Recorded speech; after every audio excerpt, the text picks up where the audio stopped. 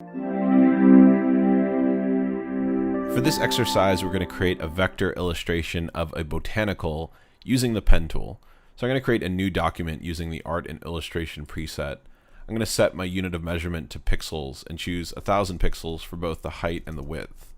I'm going to leave everything else at its default. Click create. One setting that I always like to change is to make the area outside of the artboard white.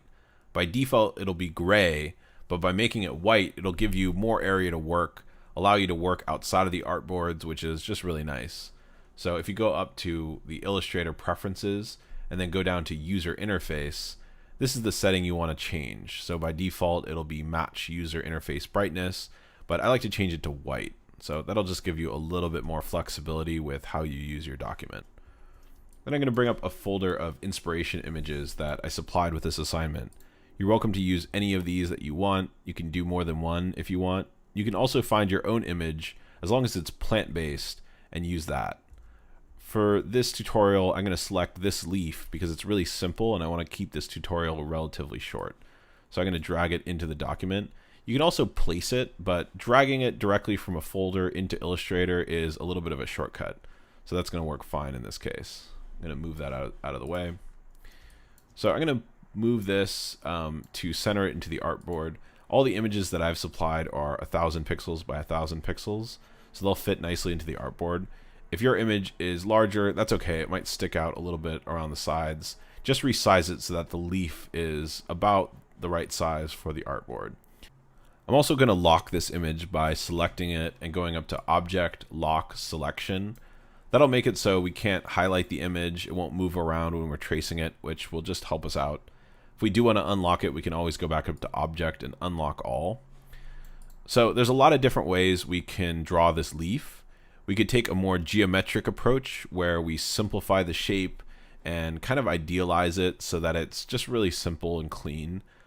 We could also take a more natural, realistic approach where we get some of the organic quirks of the leaf into the illustration.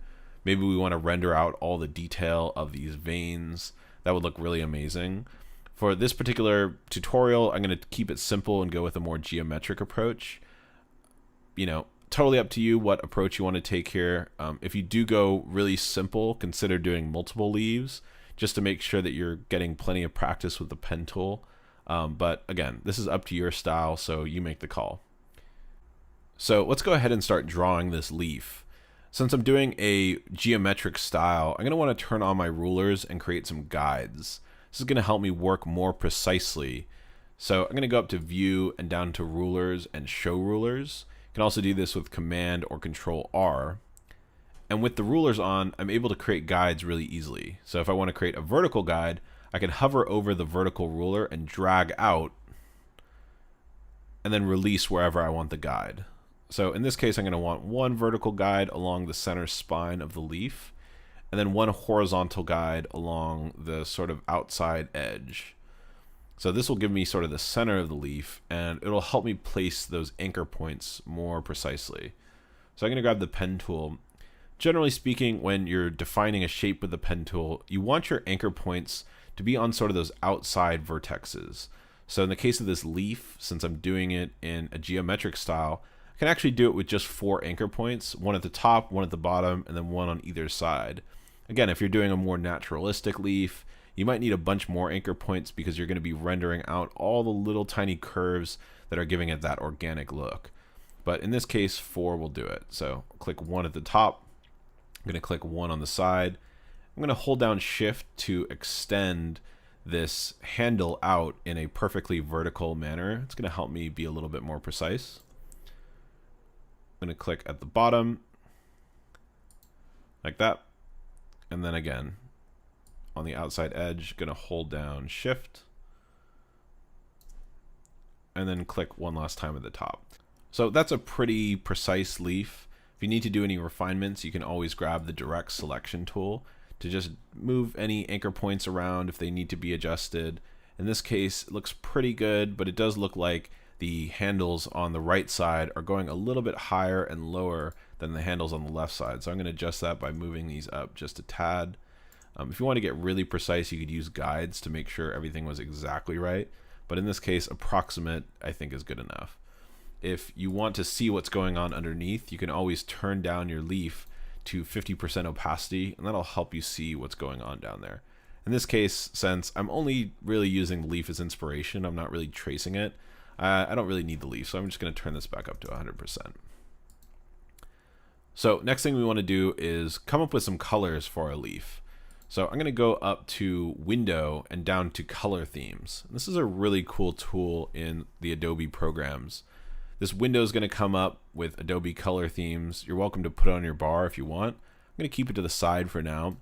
There's some different sections up here. Create helps you create different color themes on your own. There's some different rules that you can use to create these. But the one we're going to use is Explore.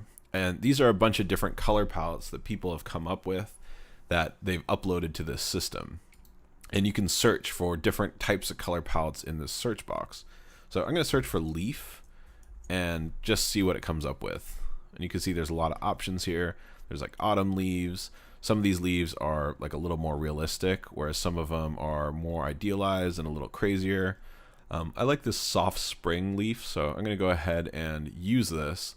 And to use it, I'll just click on these three little dots and then add this to my swatches. So when I do that, you can see that at the top here, if I scroll down to the bottom of the swatches or just extend this window down, I have that color theme, in my swatches now. So I can go ahead and use that for my leaf. So that's all I need this for. So I'm going to close that. And then I'm going to go ahead and add this leaf color to my leaf.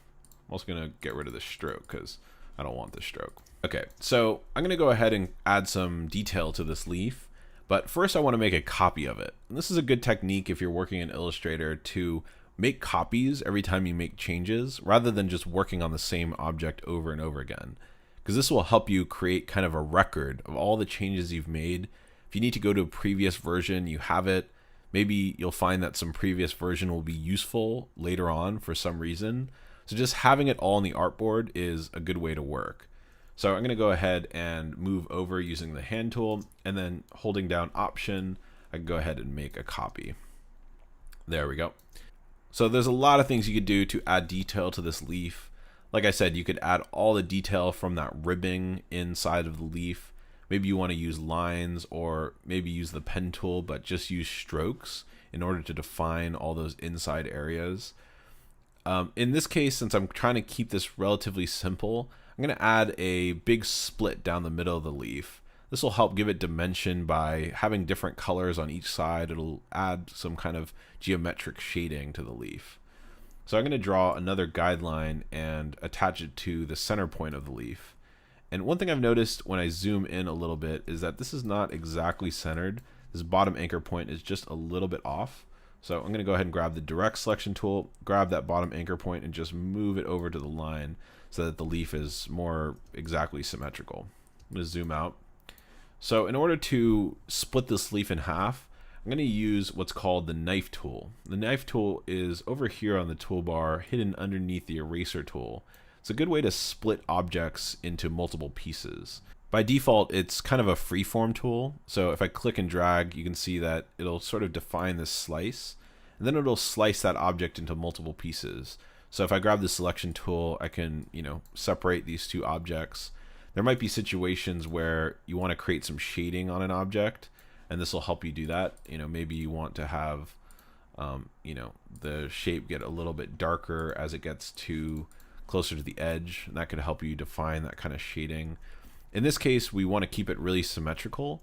So when using the knife tool, if you hold down Option, you can have it just slice straight down. So if I hold down Option, it'll slice right down the center. And now I have two different halves to the leaf, and I can create that effect that I wanted. So I'm going to choose this color from the theme to create those two sides of the leaf. Okay, so I'm also going to remove any stroke around my leaf. And then for the last detail, I'm going to create a little bit of a stem. So I'm going to use the line segment tool, and I'm just going to create a stem kind of starting from the little bit below the leaf to not quite the top. For the stem, I'm going to choose the lightest color from my theme, and I'm going to turn my stroke weight up just a little bit. I'm also going to turn off my guides at this point because I don't feel like I need them anymore. So One way to do that is by hitting Command and semicolon. That's a good shortcut to know about because it just toggles them off and on. Sometimes guides sort of get in the way and they don't let you see what's going on. So being able to toggle them on and off really quickly is pretty nice. So one problem that I'm having with my stem shape is that it's kind of flat at the top and the bottom here. So what I'm going to do is select that line segment, and then over here next to the stroke, there's this thing that says uniform. And these are some different width profiles that you can use for your strokes. So this could come in handy for this assignment. By default, it's a totally uniform width, so it's going to have those flat, edges. But if I choose something like this rounded width profile, then it's going to taper at the top and the bottom. Could also choose one like this taper, where it's flat on one side and then tapers on the other end.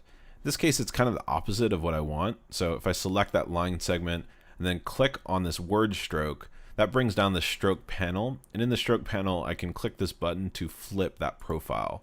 So now it's a little bit more what I was looking for. All right, so this leaf is ready to go. The only thing I need to do is put it on an artboard so I can save it as a PDF and turn it in. The assignment wants a 1000 by 1000 pixel artboard, and that's what we started the document with. So I'm going to zoom out. I still have this image on my original artboard, so I'm going to go up to Object, Unlock All, so that I can move it. And I'm going to select all this stuff and just kind of move it out of the way. That way I can use this original artboard for my final leaf.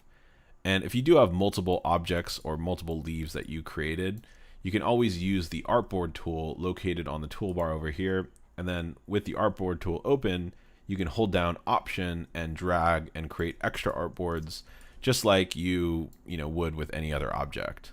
These artboards can have objects placed on them, and anything on these artboards will be different pages in the final PDF.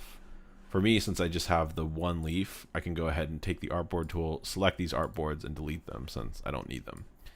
All right, so this is ready to go, and we'll be using these botanical elements to create a pattern in the next assignment.